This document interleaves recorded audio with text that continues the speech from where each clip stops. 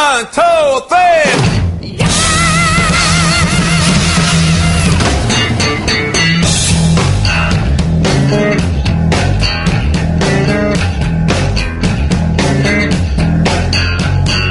Standing by the highway, waiting in the rain. Standing by the highway, waiting in the rain. Although the sun is shining, still it brings me pain.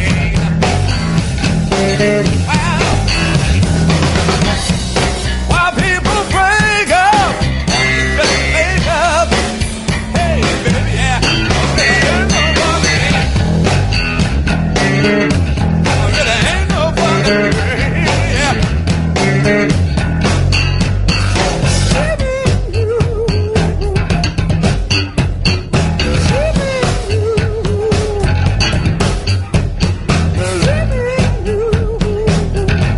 I really ain't no fun to me.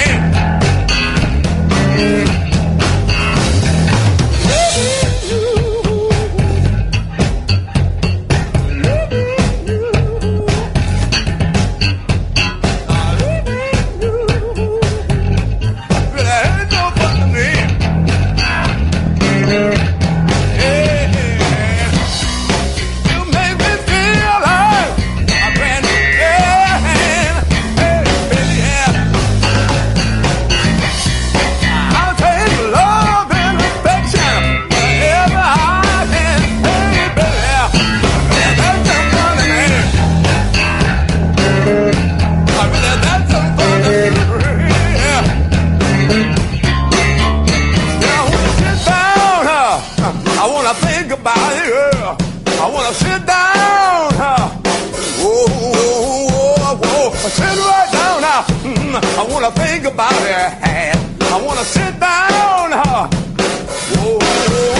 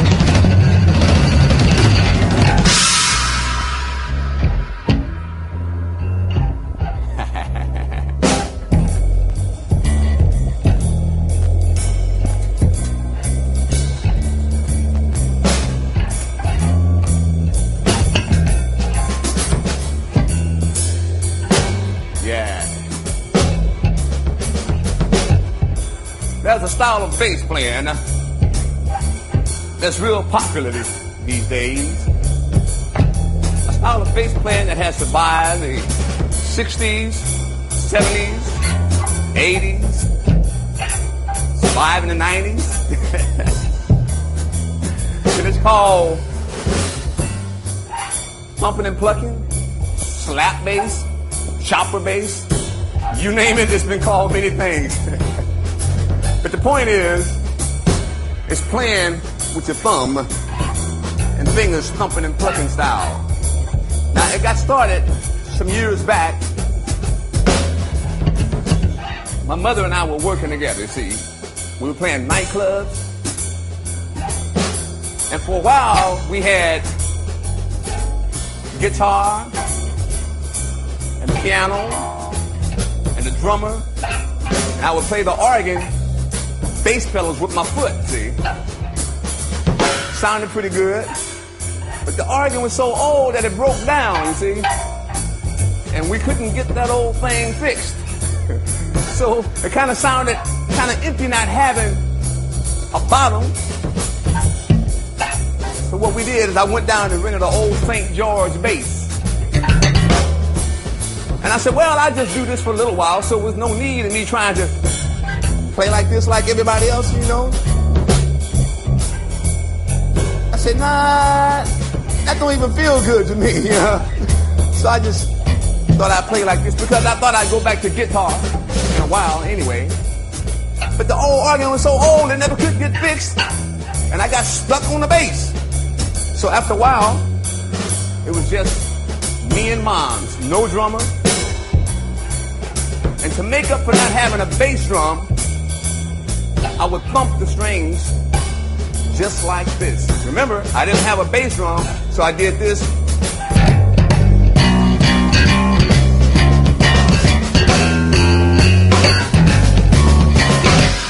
And to make up for not having a snare drum now, because see, I was used to playing with that backbeat. Got that pow, pow, pow. So I didn't have that, so now I had to thump and pluck.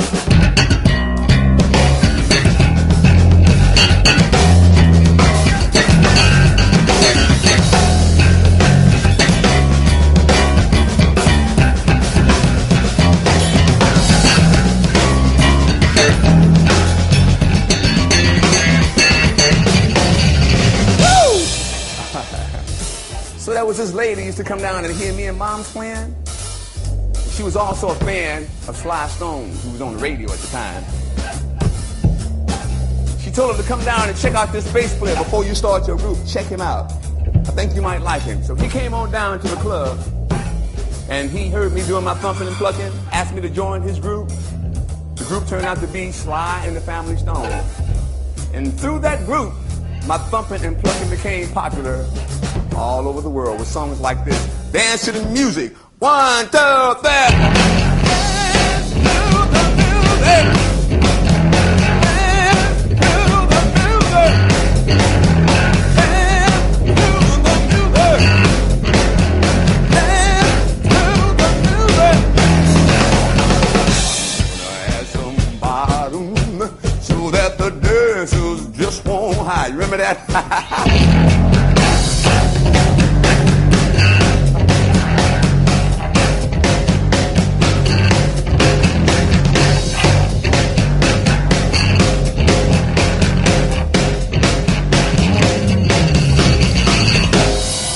A hit record, and through that song and many others, my style became popular. That wasn't the only one now. See, because what happened is after that was a hit, we went back in the studio, and I got a chance to thump and pluck on a song like this. Thank you, 2, 3,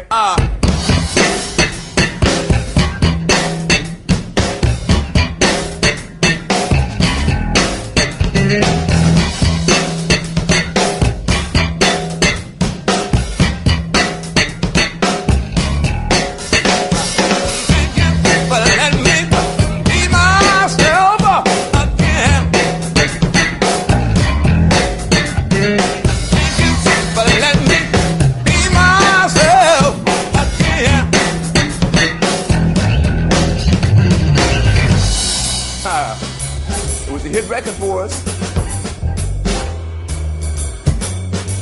So now my thumping and plucking was popular. But the next time we went back in the studio, I got a chance to do something that we thought was pretty unique. I got a chance to thump the whole song. In fact, the note never changed on the whole record. It's a song that went like this.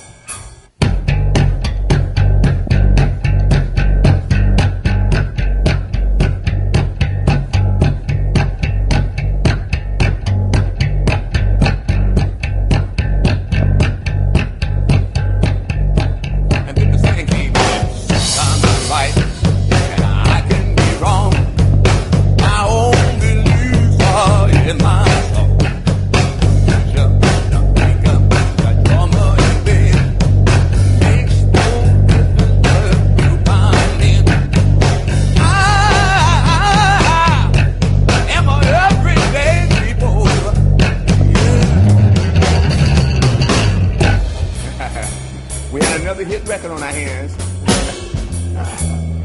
And I got a chance to thump like that the whole song. I loved it.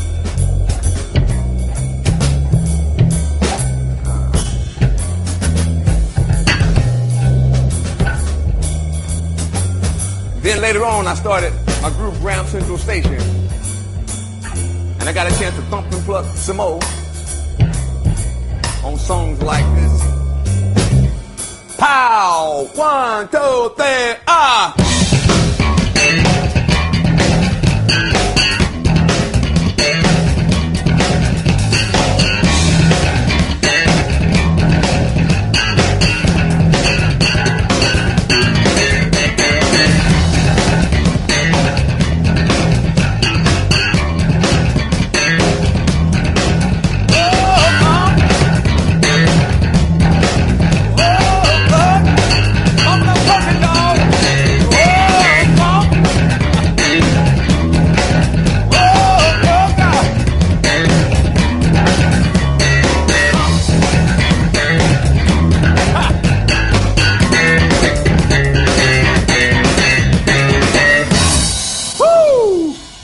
Like that. Hello, my name is Larry Graham. We'd like to welcome you to the Larry Graham Super Chopper Bass Thump and Pluck Slap Technique video. Or whatever you choose to call it. I'm sure that some of the future generations will add other names to that list. This video will talk about things that you maybe might want to know about. For example, how did my style of playing get started? The thumping and plucking style, that's what I call it. And we'll talk a little bit about that, the history of it. We'll talk also about the different effects that I use when I'm playing on stage and on records. We'll even get into different patterns and rhythms and the interaction between the drums and the bass, which is very important. Right now, I'd like to introduce you to someone that's very important to me in my life. I'd like to introduce you to Sunshine. Say hi. Hello. This is Sunshine. This is actually a bass that was made by Moon, M-O-O-N. And what happened, briefly, to tell you a little story, is when I came to Japan the first time, they said, we'd like to make a bass for you.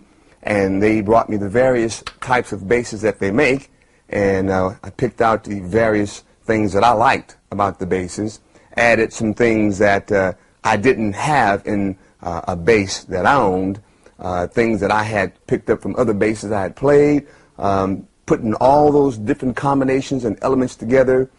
They said, by the end of the tour, we'll have the bass ready for you. I said, really? All these things you're going to do by the end of this tour? They said, yeah, hi. I said, okay.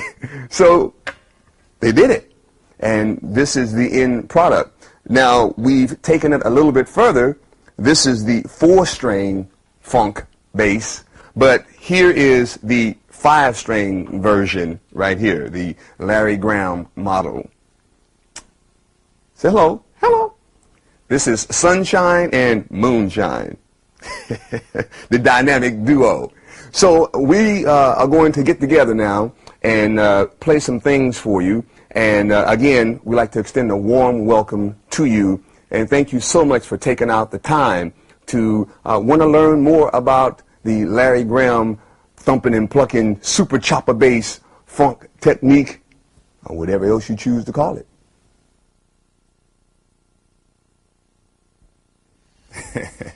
What I'd like to do now is take a few minutes and explain to you my style of playing the bass, my thumping and plucking, or as we might want to call it, the super chopper bass thumping and plucking slap style,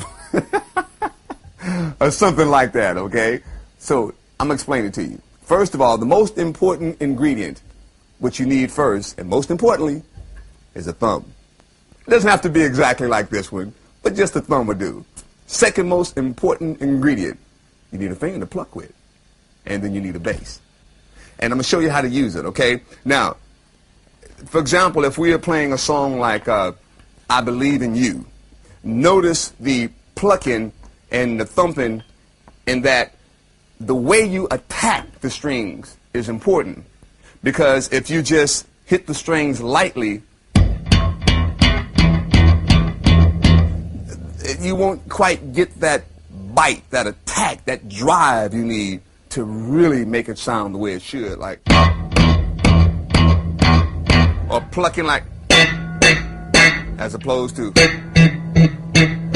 you see, you got to have that attack, that bite on it. Check it out. Let me just do it, and then that way you'll understand a lot better, and then we'll talk about it some more. A little song like I Believe in You.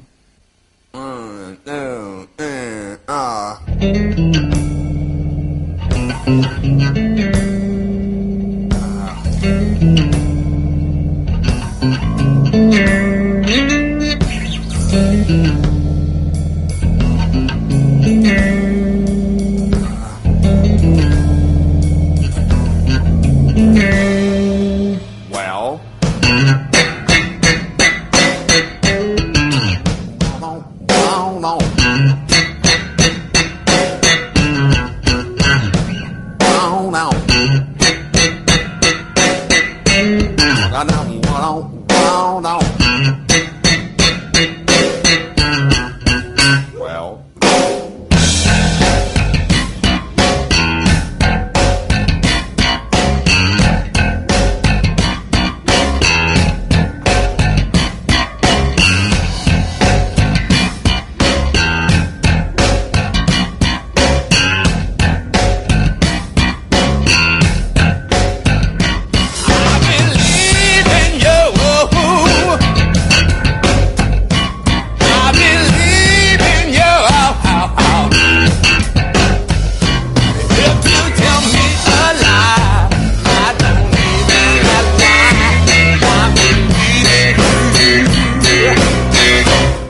everything you do.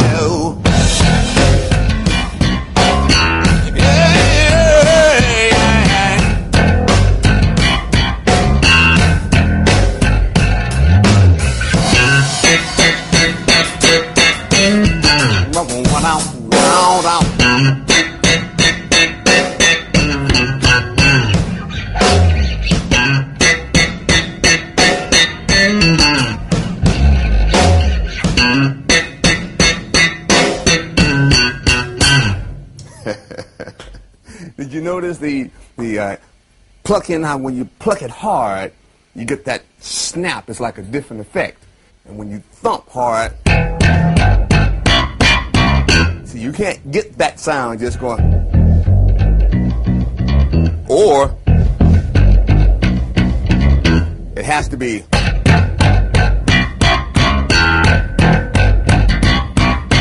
See, because the strings, when it snaps back, it has that funk attack snap. You know what I'm saying? Hey, that's a new word, huh? Funk attack, snap, snap. Yeah, I think we'll put that in the category, right?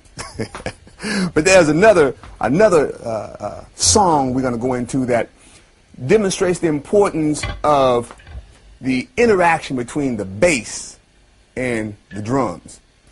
It's a song called Got to Go Through It to Get to It.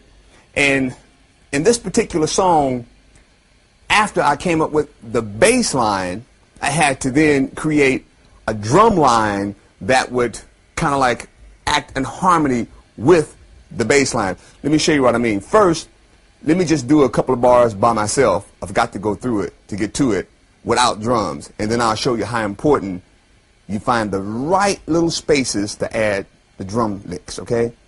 Check it out. 1, 2, 3.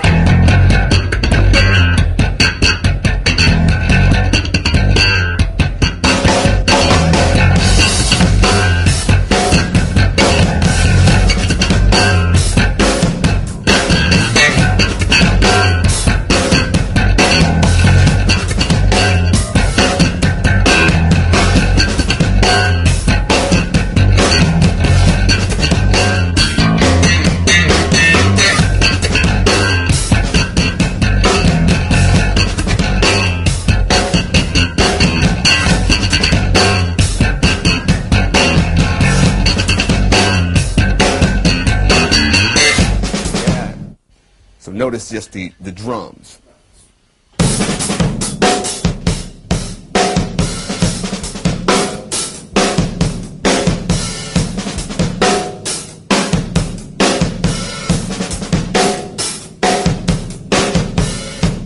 Now, notice the bass, just me, by myself.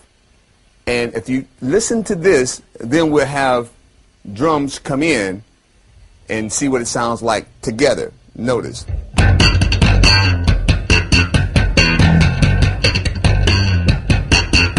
Now, if you notice, there's not a lot of room when you listen just to the bass pattern, because I'm playing so much. So you have to really find the right spot. Otherwise, instead of music, you come up with garbage or garbage. So notice it's very important you put the right licks in the right place.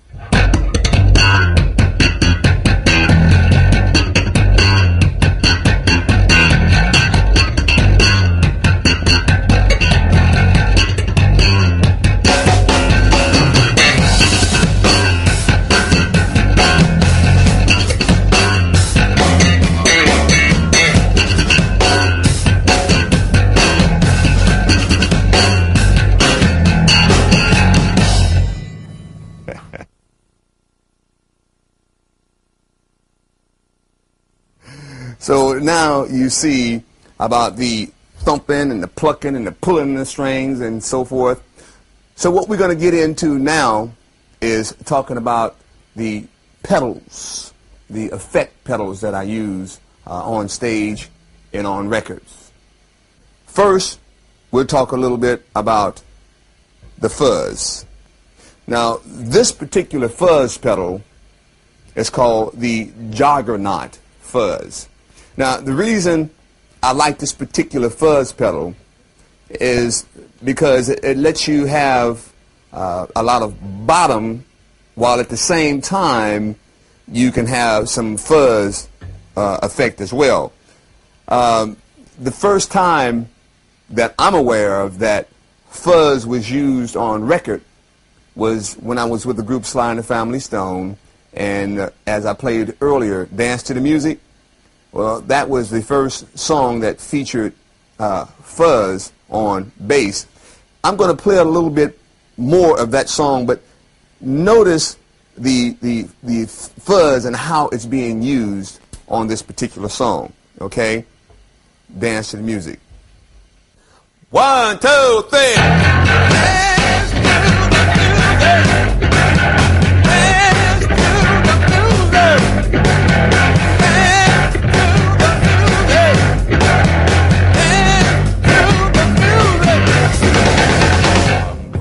Some bottom so that the dirt just won't hide.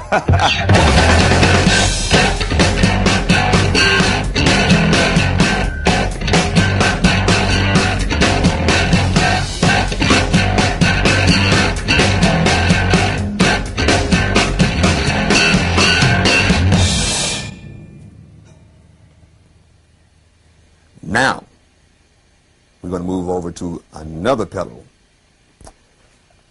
This particular pedal is called the Jet Phase. Of course, I have a few other names for it because it's bad, I think. And it's a company that really they should be making them now. I don't know if they do, because this is so old. We call it. It's not old. No, it's antique. See, when it's old and good, it's antique. So this is another one of my antique pedals, the Jet Phaser. And I'm going to give you a little sample of what this pedal does. I use this live as well as in the studio too. And let me just show you a little bit. 1, 2.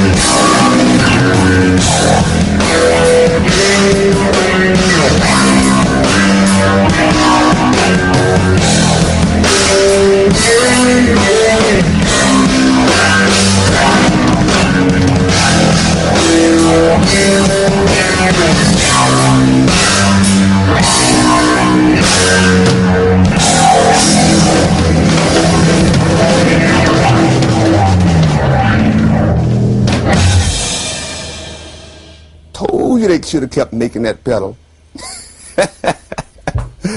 That's my jet phase. Now we're going to move over to, I affectionately call this pedal Bigfoot, but it's really an octave divider.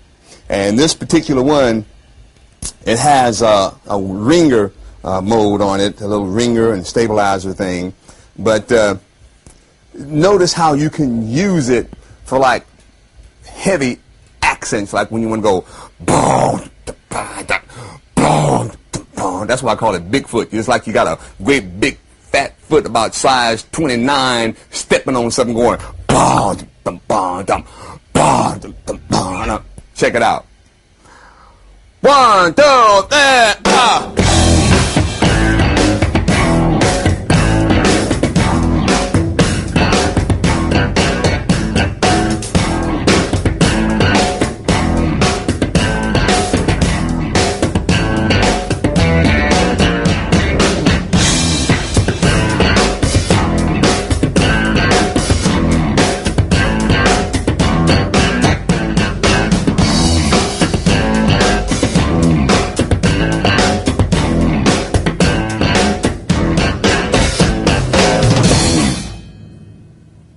Bigfoot.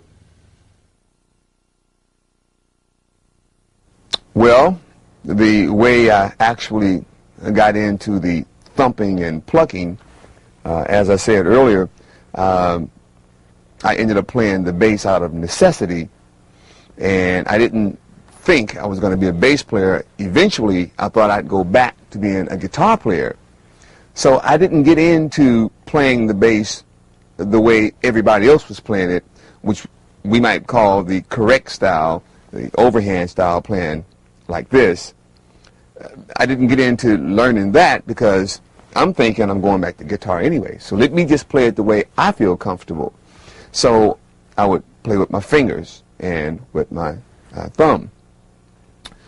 After a period of time, we didn't have a drummer anymore. It was just my mother and I, just bass and piano. So now, to make up for not having that bass drum playing in the background, I would thump the strings. I would thump with my thumb, and to make up for not having that backbeat, I would pluck with my finger. So after a while, I got, pretty good at this thumping and plucking thing. It was a strange way of playing the bass, but it was getting the job done. It was like out of necessity. And again, it didn't bother me to do that because it was temporary. But as time passed, months and then years, because I was 15 at the time I started doing that, the thumping and plucking, and I never even thought that one day it would be a style of playing the bass that would influence bass players all over the world. That was the farthest thing from my mind, but that's the way it turned out.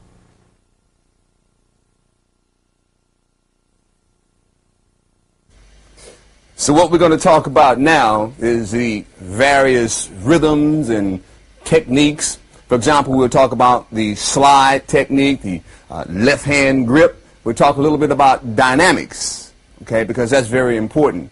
And also thumping up and down. You see, earlier we talked about just thumping, like with everyday people, I was thumping down.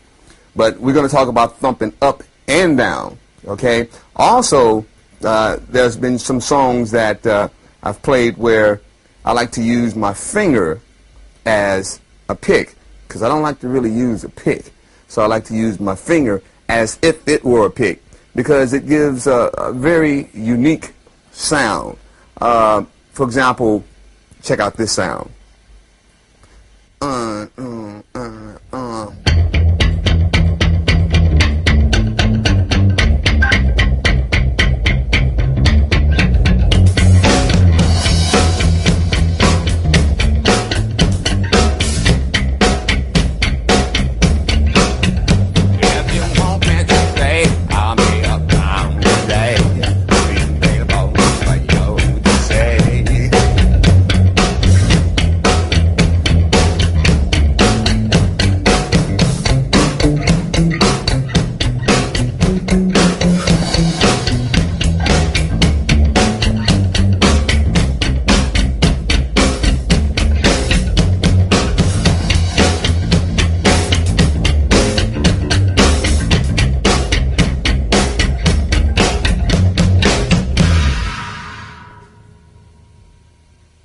That's the LG pick. Now we're going to talk about another style.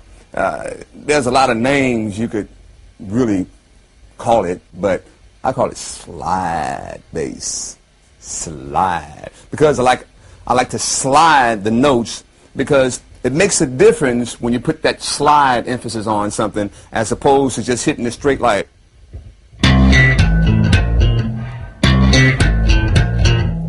But if you put some slide on it, it sounds like this. 1, 2, 3, can you handle that? See what you did on there, can you handle that? Say, can you handle that? You need it running good, can you handle it?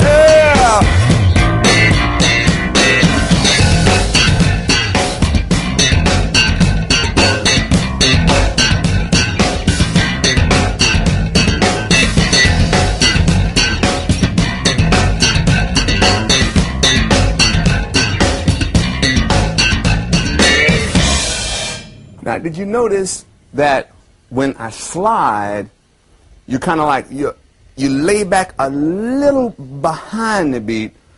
You don't fall off time now. Just kind of lay back by myself. Check it out.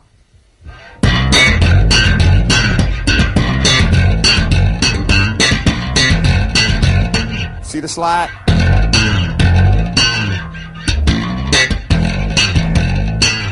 You know, it's kind of like.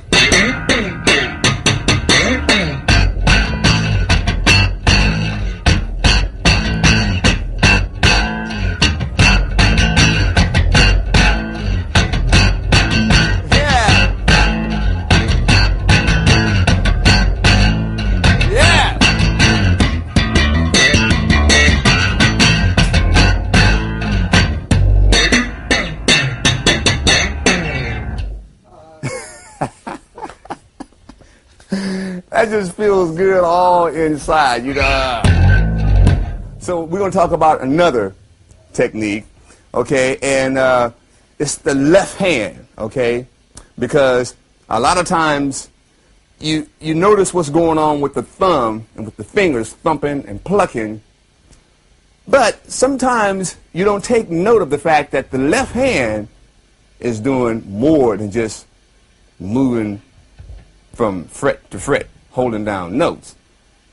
For example, a song like Everyday People that we played earlier.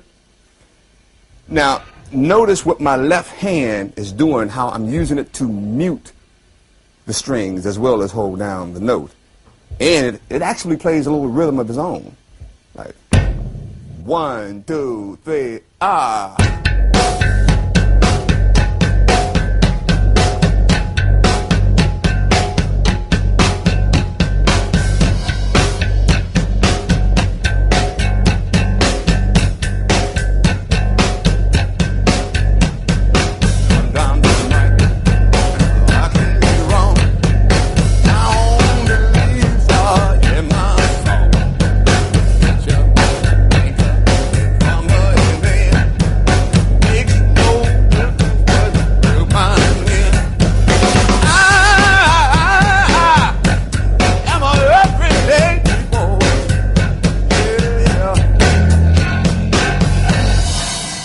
Now, did you check out the left hand? Notice as I do it by myself.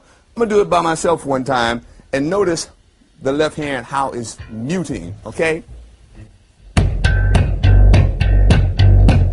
I'll slow it down a little bit.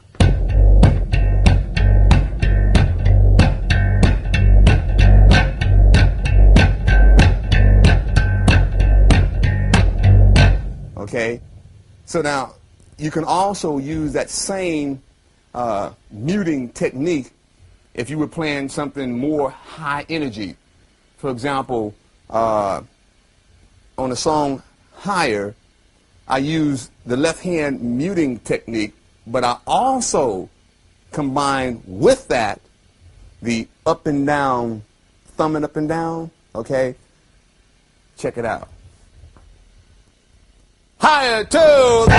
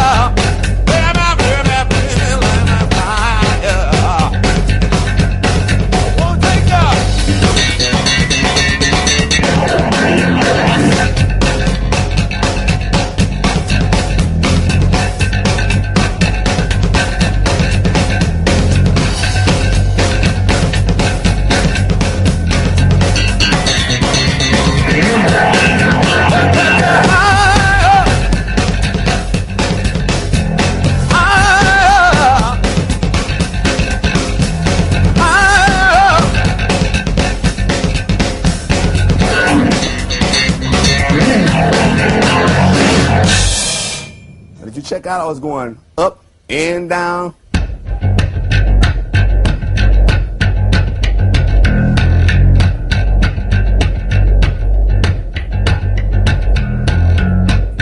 You know, that even feels good when you're playing it, you know that? You got to do your mouth like this too, you know, your neck, you know, that's all part of it. Now, we'll talk a little bit about dynamics, because some songs, when you have bass dynamics in your pattern, it makes it sound sometimes like it might be more than one bass playing, because you got one that's thumping harder, it was another one that's plucking softer, and you kind of like put the combination together, the two different types of dynamics, and you come out with songs sounding like this.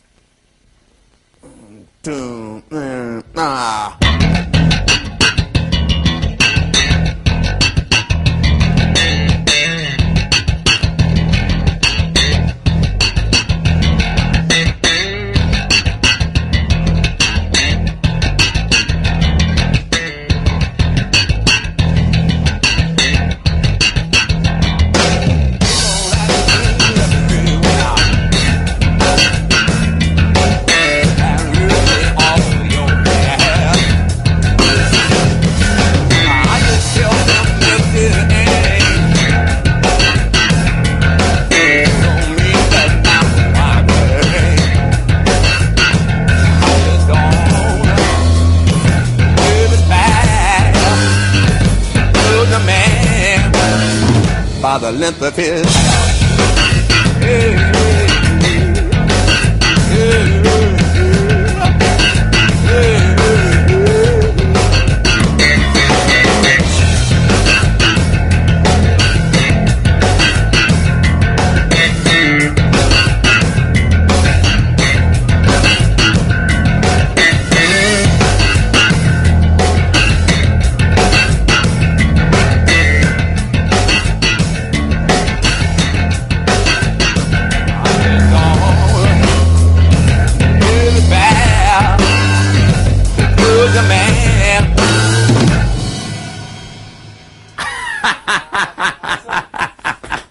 I almost had you, huh? He's watching. Had. Did you notice how it's the sounds like it's two bass parts? Check this out right here. Let me do this right here. And the dynamics are important, you see, and that's what gives you the effect that it's like more than one bass.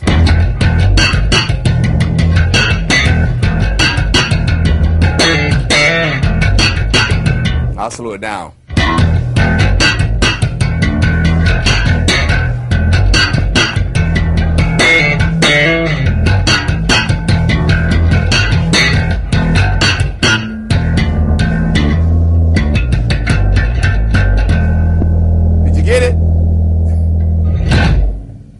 Now we're going to talk about synchronization. A big word, and it means a lot. Because, again, we talked earlier about what the drummer plays is very important, because if my bass pattern is complicated, where I'm doing a lot of synchronization, a lot of it's like, where's the drums going to go? So it's important that you find all the little spots, the little right spots where you can put in the drums and put them there. Otherwise, like I said earlier, you come out with garbage or garbage. Okay, but notice on this song how important synchronization is. Okay, Mr. Writer. 1, 2, and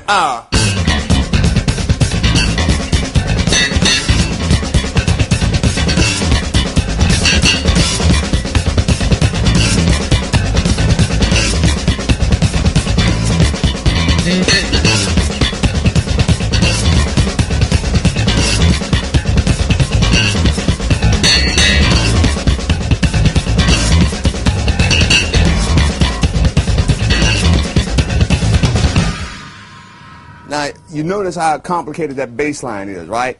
All right, now check it out by itself, without drums. Check out the bass line, and then we'll have the drum do his part. Because if you don't find them right little pockets, that's the key ingredient finding the right little spots to drop in the drum licks. And if you can't figure it out going fast, slow it down. Go slow. And then let the drummer find or create the drum licks going slow. You can speed it up later, but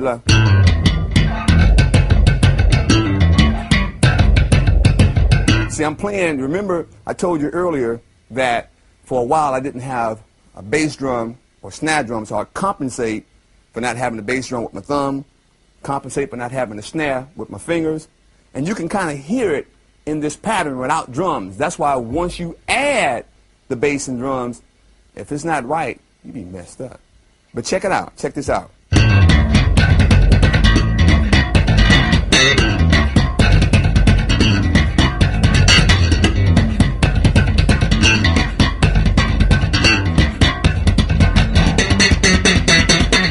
Do it with me. 1, 2, 3, 4.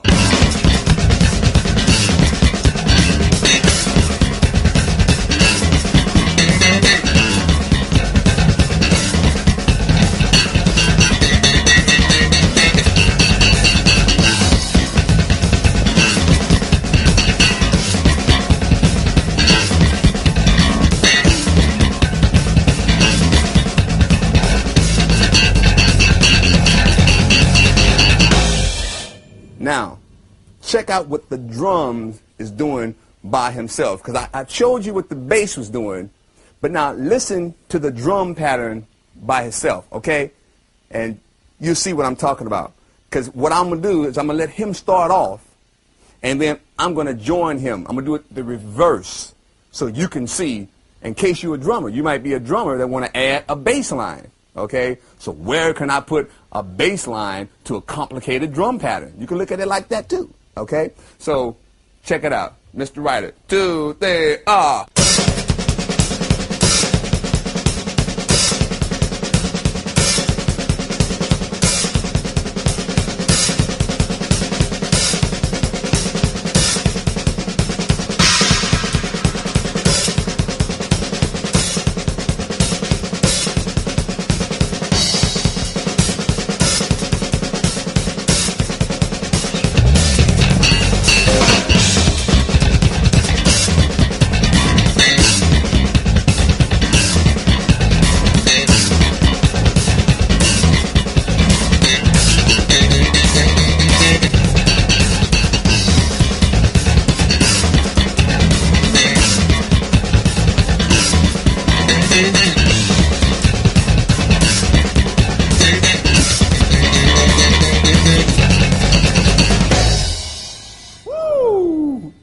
Now that was some synchronization.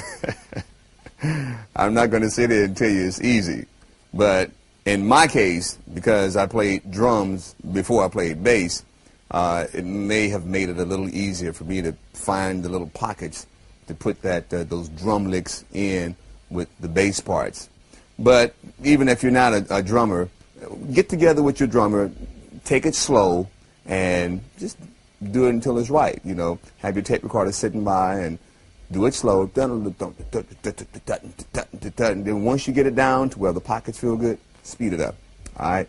We're going to go on to something else, and we're going to talk a little bit about the thumping up and down. Now, a little earlier, when we were talking about the left hand technique on higher, and we was focusing in on what my left hand was doing, I was also thumping up and down. Well, see, that technique really comes to light when I use it in a song called Release Yourself. And we'll play a little bit of it, because the whole thing is to hit the string going down and up, down and up. It's kind of like a train, you know. See, that's the kind of effect it has. But check it out on Release Yourself. And again, we'll do it together, but then we'll slow it down a little bit for you, okay? Here we go. Release Yourself. 1, 2, 3, 4.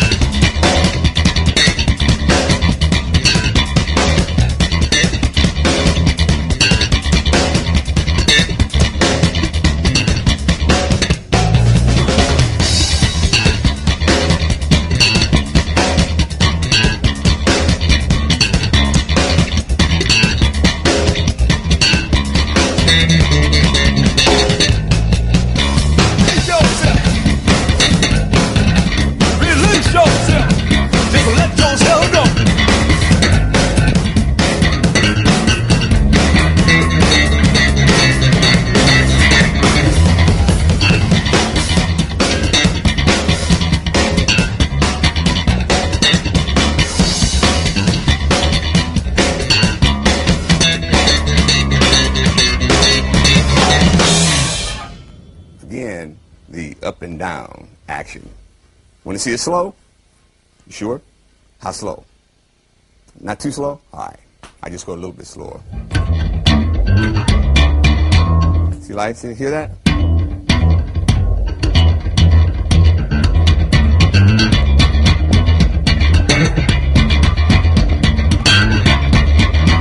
Give me some slow drums, okay? 2, 3, 4.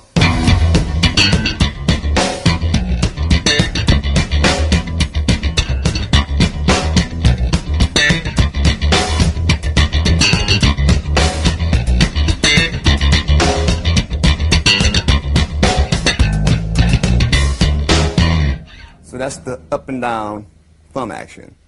Now, warning, it may hurt a little bit. Ow! But it's worth it.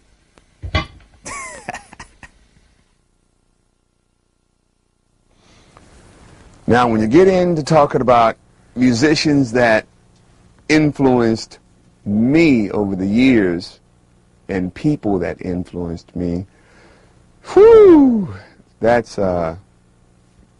You know, musicians, I think we all kind of influence each other in one way or another. It doesn't necessarily have to be a bass player influencing a bass player, or a drummer influencing a drummer, or a singer influencing.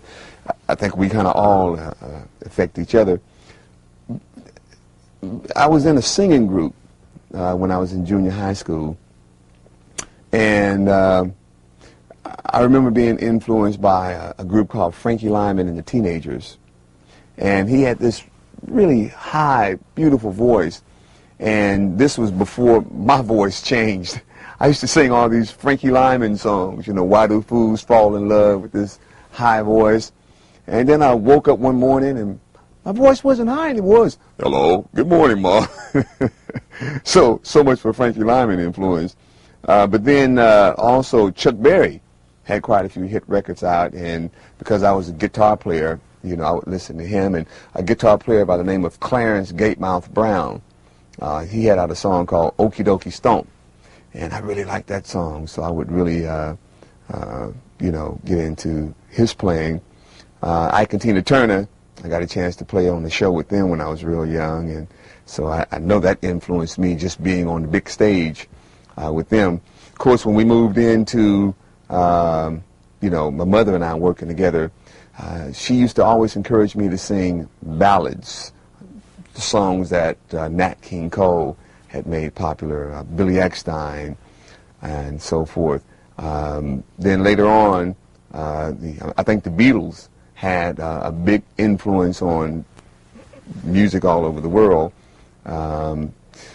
But I'd have to say, musically overall, one of my biggest, well, I say two of my biggest influences musically. I have to say one was my grandmother, because she encouraged me so much to play music. She would make me practice all the time, and she was a big source of encouragement. Number two, my mother, who we actually worked together for about 5 or 6 years. That really set me up for what would later on take place with Sly and the Family Stone and so forth. So that was a big influence. Currently, two of my biggest influences and biggest source of motivation when I do whatever I do, wherever I do it, I'll introduce to you right now. One is my dear wife, Tina Graham, and I have to say she's a big influence. You know how they say about American Express, don't leave home without it? This is my American Express, don't leave home without it.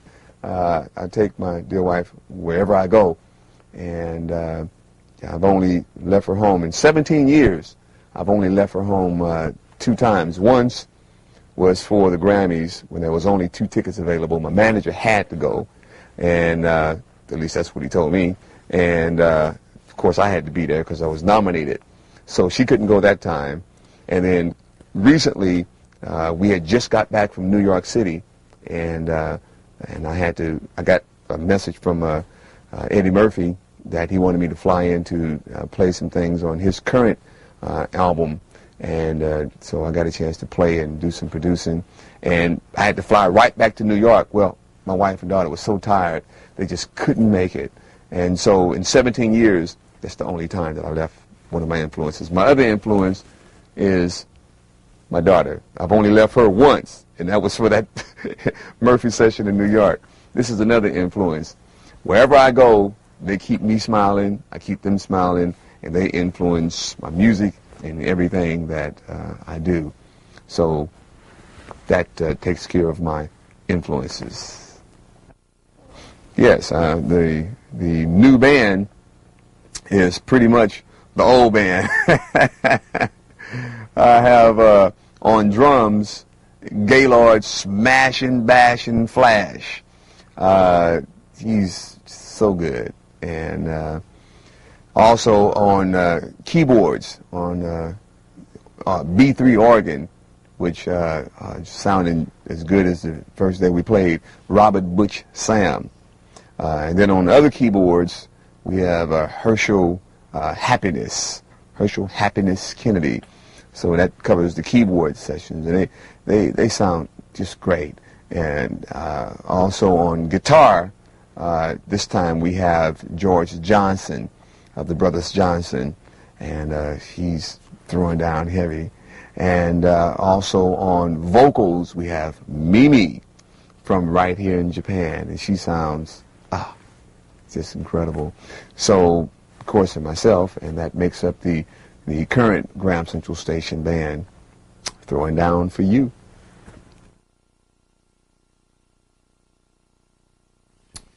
So we have talked about a lot of things in the last short period of time. We talked about my thumping and plucking, how it all got started, and we really talked about how important it is, the attack. So you got to hit the string. Don't be afraid of it now, just hit it, because the string response is different when you hit it hard than when you hit it soft. Same thing when you're plucking too. You got to snap that baby. You know what I'm saying? That gives it a whole nother sound. So when you put it together, see, so we talked about that. We talked about also the pedals, the fuzz. We talked about I call it the Bigfoot, my octave divider.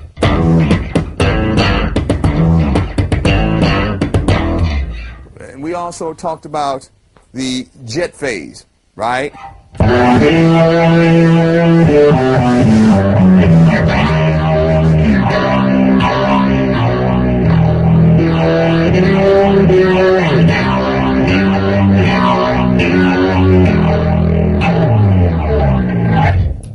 And we talked about synchronization.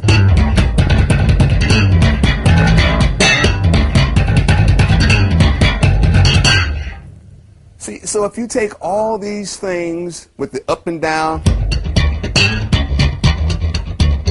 and the left hand technique and sometimes I'm right, you take all the things that we've talked about and maybe some things that you noticed that we just didn't get into on this video. We'll talk about that later. You know what I mean?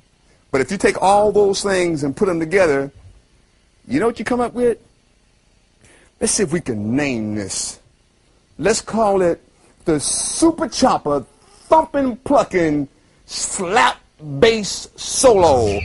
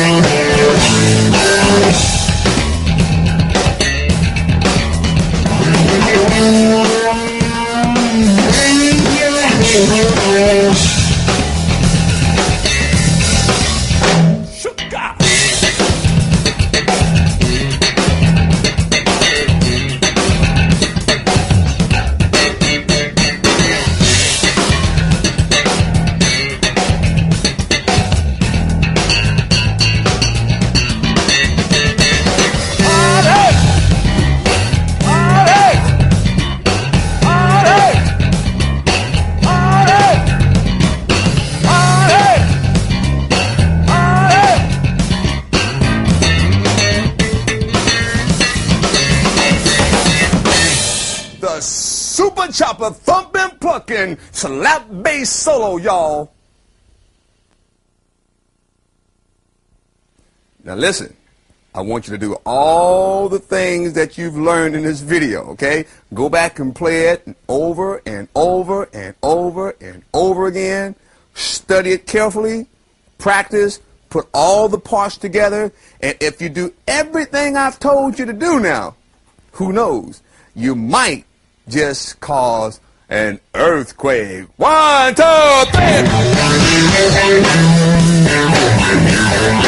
3.